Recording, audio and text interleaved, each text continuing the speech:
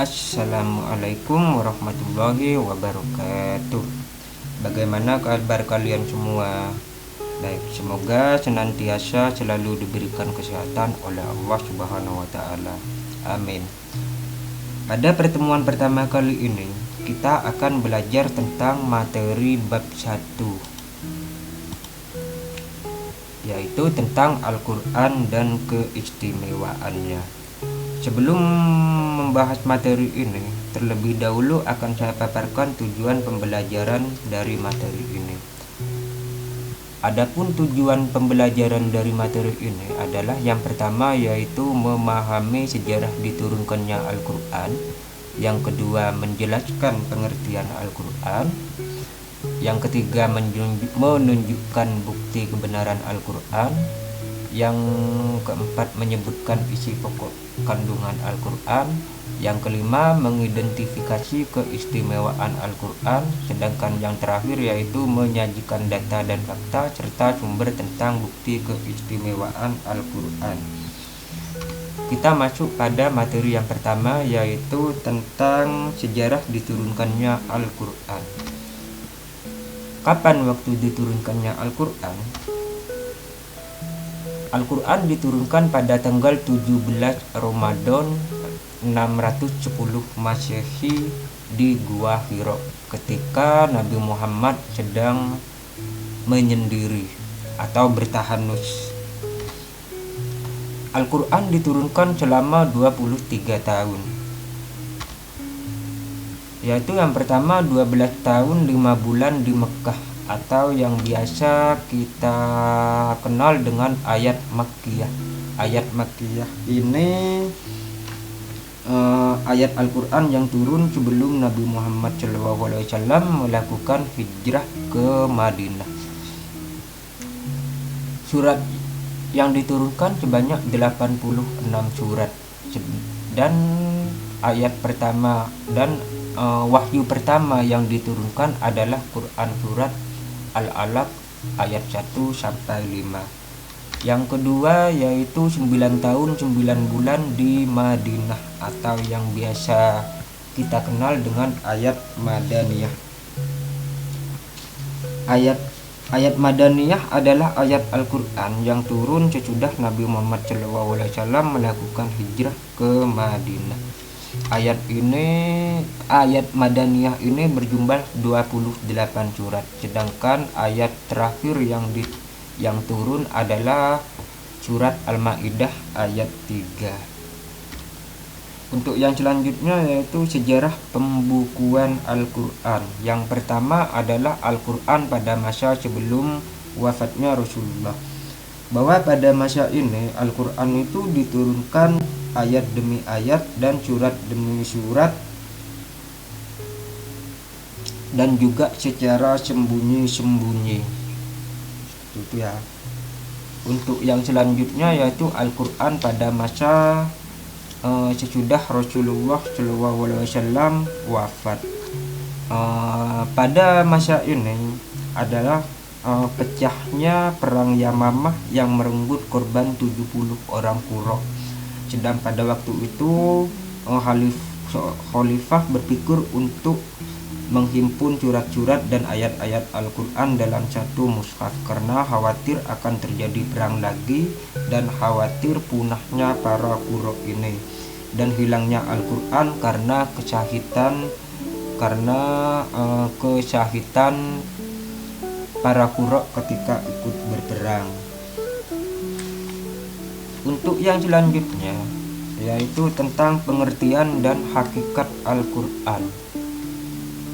Al-Qur'an menurut bahasa berasal dari kata qara'a yaqra'u Qur'anan, yang artinya bacaan atau yang dibaca.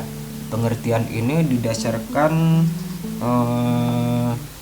pada firman Allah dalam surat Al-Qiyamah ayat 16 sampai 18, yang artinya janganlah kamu gerakkan lidahmu untuk membaca Al-Qur'an karena hendak cepat-cepat menguasainya. Sesungguhnya atas tanggungan kamilah mengumpulkannya di dadamu dan membuatmu pandai membacanya. Apabila kami telah selesai membacanya, maka ikutilah bacaannya.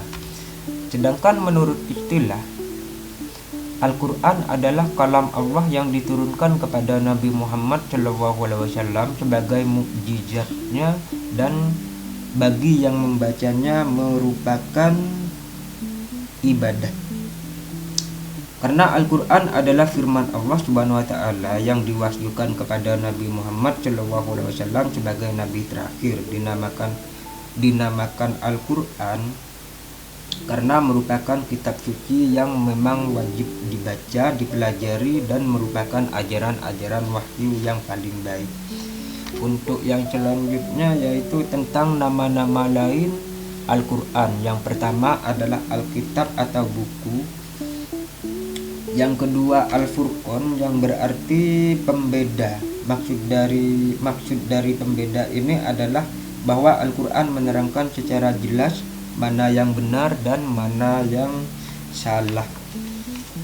Yang ketiga adalah Az-Zikir atau yang berarti peringatan. Al-Quran dikatakan Az-Zikir atau peringatan karena banyak ayat-ayatnya yang berisi peringatan kepada manusia. Yang selanjutnya yaitu Al-Huda atau petunjuk. Al-Quran dikatakan Al-Huda karena ayat-ayatnya ini berisi tentang petunjuk bagi umat manusia. Yang kelima yaitu An-Nur atau cahaya. Dikatakan An-Nur karena petunjuknya adalah sebagai penerang hati manusia. Untuk yang terakhir yaitu Al-Bayyinah yang berarti keterangan. Maksudnya Al-Quran dikatakan Al-Bayyinah karena ayat-ayatnya ini berisi beberapa keterangan atau penjelas bagi suatu masalah. Yang selanjutnya yaitu bukti tentang kebenaran Al-Quran. Berdasarkan Quran surat Al-Maidah ayat 41 menunjukkan adanya bukti kebenaran Al-Quran yang dikemukakan dalam tantangan yang sifatnya bertahap. Jadi ada 4 di sini ya. Yang pertama yaitu menantang siapapun yang meragukannya untuk menyusun semacam Al-Quran secara keseluruhan. Yang kedua, menantang mereka untuk menyusun 10 surat saja semacam Al-Quran. Yang ketiga, menantang mereka untuk menyusun 1 surah saja semacam Al-Quran. Dan yang terakhir, menantang mereka untuk menyusun sesuatu seperti atau lebih kurang sama dengan 1 surah Al-Quran. Untuk yang selanjutnya yaitu tentang isi pokok kandungan Al-Quran. Isi pokoknya yaitu yang pertama adalah akidah, yang mengajarkan kepercayaan kepada Allah, kepada malaikat, kitab-kitab, rasul, hari akhir, dan takdir, yang kita kenal dengan istilah rukun iman. Yang kedua, ibadah, yang mengajarkan cara-cara ibadah kepada Allah. Yang keempat, muamalah, yang mengajarkan hubungan antara manusia, baik dengan keluarga, tetangga, maupun masyarakat. Yang keempat yaitu akhlakul karimah atau akhlak karimah, yakni tentang budi pekerti yang mulia baik dengan anggota keluarga dan masyarakat secara luas maupun dengan Allah sebagai penciptanya. Yang kelima tentang taurikh, yaitu menceritakan sejarah umat terdahulu. Yang terakhir syariat, yang mengajarkan tentang peraturan perundang-undangan secara menyeluruh yang berkaitan dengan ibadah, akidah, dan muamalah. Untuk yang selanjutnya yaitu tentang keistimewaan Al-Quran sebagai mukjizat.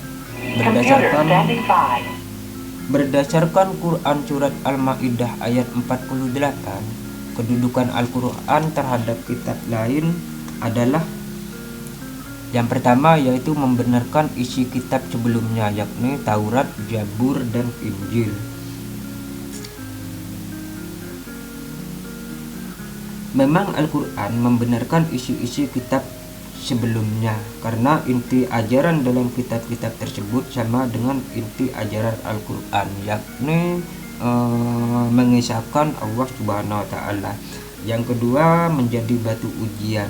Maksudnya apabila yang tersebut dalam kitab-kitab yang terdahulu sesuai dengan Al-Quran itu adalah benar, sedang sebaliknya apabila yang tersebut itu tidak sesuai dengan Al-Quran, maka itu salah. Yang selanjutnya yaitu kelebihan kitab suci Al-Quran dibandingkan dengan kitab suci yang lain. Yang pertama, dari segi keaslian, bahwa selama 14 abad kitab suci Al-Quran ini tidak mengalami perubahan sedikit pun, baik tulisan maupun isi kandungannya. Yang kedua, dari segi isi kandungan, bahwa Al-Quran dibandingkan dengan kitab suci yang lainnya adalah isi kandungannya itu lengkap menjawab seluruh problematika kehidupan manusia di berbagai tempat dan zaman. Yang ketiga, yaitu dari segi susunan bahasanya, bahwa bahasa Al-Quran mempunyai nilai sastra yang tinggi sehingga tidak ada yang sanggup untuk menandinginya. Yang terakhir, dari segi misi yang diemban, bahwa maksudnya di sini adalah kitab-kitab sebelumnya, sebelum Al-Quran, berlaku sementara hanya untuk umat dan hanya untuk umat tertentu, sedangkan Al-Quran ini berlaku selama-lamanya dan untuk umat manusia. Yang terakhir ya, untuk yang selanjutnya yaitu hikmah diturunkannya Al-Quran, bahwa setelah Nabi Muhammad SAW diutus oleh Allah untuk menyampaikan Al-Quran sebagai petunjuk hidup yang benar, sebagian dari mereka ada yang beriman dan ada yang menolak. Ada yang awalnya menyembah berhala dan kemudian menyembah Allah Subhanahu wa Ta'ala dan mau mengikuti ajaran Islam. Dengan demikian, hikmah diturunkannya Al-Quran adalah untuk menuntun manusia ke jalan yang benar agar selamat hidup di dunia dan akhirat. Kesimpulan dari materi yang sudah saya jelaskan tadi di sini ada 3, yaitu bahwa Al-Quran merupakan kitab suci yang diturunkan kepada Nabi Muhammad melalui perantara malaikat Jibril sebagai petunjuk bagi seluruh manusia.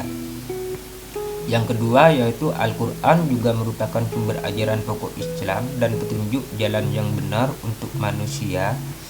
Yang ketiga, Al-Quran juga berfungsi sebagai petunjuk atau hidayah baik secara teoritis maupun praktis dalam menjalani kehidupan.